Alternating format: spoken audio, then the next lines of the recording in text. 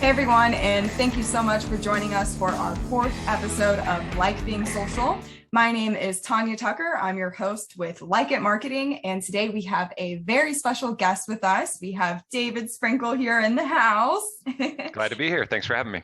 Yes, absolutely. So David is the managing partner of Veritas Recruiting Group. He has been in business for 12 years, which is outstanding. He has offices in both Tampa and Orlando, and he's actually a regular guest speaker on Fox35 News. So David, thank you so much. We're very excited to have you here. Yeah, glad to be here. Thanks for the invite. Absolutely, absolutely. Well, first, can you just tell us a little bit more about Veritas Recruiting Group and why you started it? Yeah, we are a staffing and recruiting company. We focus on placing corporate professionals. A lot of what we do is in corporate accounting and corporate finance. And then we also do a fair amount in HR and other administrative type positions with companies all over kind of the super metro region of Orlando and Tampa. So kind of everything from south of Tampa to all the way up to, north of Daytona Beach and everything in between. And so, yeah, we do temporary staffing as well as direct hire placement for companies that need to hire people. Awesome. Awesome. And why did you start Veritas Recruiting Group? I don't think I've actually ever heard that story. Yeah. So I've been in the industry, the employment services industry, for over 25 years now. And wow. So I was with a much larger company that was international. They had offices all over the US. They had offices throughout the world, really. And I was the regional vice president. When I left, I was the regional vice president for the state of Florida. And so we had, I was brought here to open offices. And so we had Tampa, Orlando, Jacksonville, West Palm, Fort Lauderdale, and Miami. And then we had multiple lines of business in each of those. And the company that I had joined 8 years prior, really it evolved and to the point where I didn't love the direction that I saw it going. It was becoming too corporate, right. And which really managing by numbers only, and it was getting away from what I felt was the mission, which was to build relationships, right. And so that was problematic for me. I was high enough in the organization that I just didn't love the direction that the organization was going in. It wasn't the company that I felt like I had joined. And so I thought there was a better way to do it, and felt like it was the moment. And it was in 2009, which was the heart of the recession. Wow, that's so very new. It was a big leap. It was a big leap, but I put together a business plan, and because I wanted to make sure that I was going to make this leap of faith, but it'd be more than just a leap of faith, that it was actually a very well thought out strategic plan for how to do it. And I felt like we could do it better than than the other offerings that were out there. And so, yeah, and I was traveling a lot with my job, and my next move up, I talked to my boss, and I was like, "You seem to be gone a lot." And she was like, "Yeah, I leave on Monday. I come back on Friday." Oh my God. How, but you're a mom. How do you spend time with and she's like, "We just make it work." And I thought, gosh, that's not what I want. I had a 2-year-old and one on the way at the time. And right. I was not interested in traveling more because I was already traveling too much. And so that was one of the big motivators for me as well, was family life and being able to be home every night for dinner and coach my kids' sports and things like that. So of course, I understand that for sure. So I know it's probably come with a lot of challenges being a business owner. So what adversity have you faced, and how have you been able to overcome that? Yeah, with most small businesses, what we dealt with, I think, is a pretty common issue at the beginning, is usually cash flow. And anytime that you take on any responsibility and have to pay somebody, if you don't have the cash flow to pay them, that's a big issue. Right. And so that happened with me. There was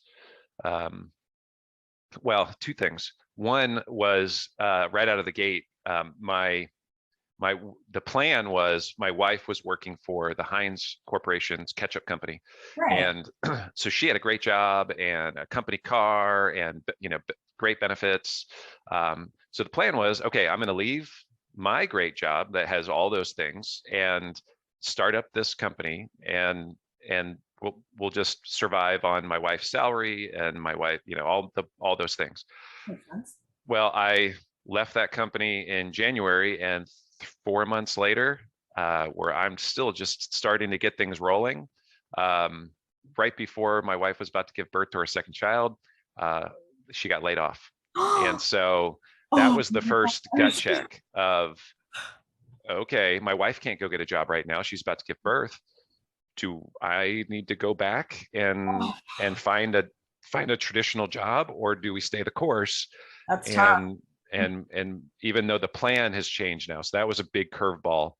I was confident in the plan, and I knew that we could make it work. And we had saved up enough to get us through, as long as I was able to generate revenue. So Right. that was the first curveball. The Just a next, huge one. yeah, that was huge. We were just going to use her company car, and then suddenly it was Gone. the company was taking it back. So we had to literally go get a car, because I had sold my car, and because we were looking to just cut costs and Wow. pile up some money. And yeah, that was very nerve-wracking, and also kind of, am I doing the right thing here? Is this God or the universe telling me you shouldn't open your own business? Right. But Definitely we had shakes the confidence a bit. yeah, it did. And so it was, we felt confident in the plan, though. And so we stuck with it. And then fast forward a couple more years, I hired a couple of people, and cash flow got tight, where we had some invoices that were hanging out there. And then suddenly it was, oh my gosh, I have payroll this Friday that I've got to fund. And if one of these invoices doesn't pay, if they don't pay, I need one of them to pay. And so I had a week where I didn't sleep, because I was so worried about, if my clients don't pay me the way they're supposed to, then I have an obligation to pay the people that I've hired. Well, if I don't have the money to pay them. And so that was a sleepless week. And that was one of the hardest things to deal with. Thank God one of the invoices did come in, and they paid it like right at the 11th hour. Oh And, my it gosh. was, so I was able to meet payroll.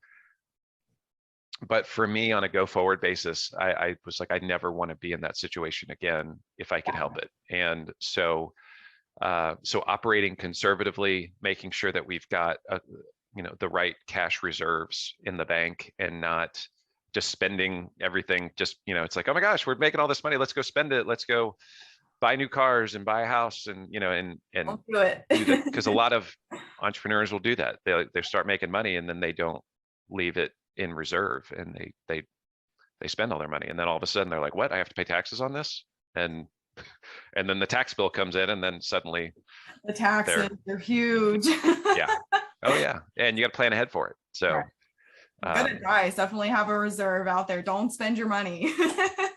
yeah, don't get overextended.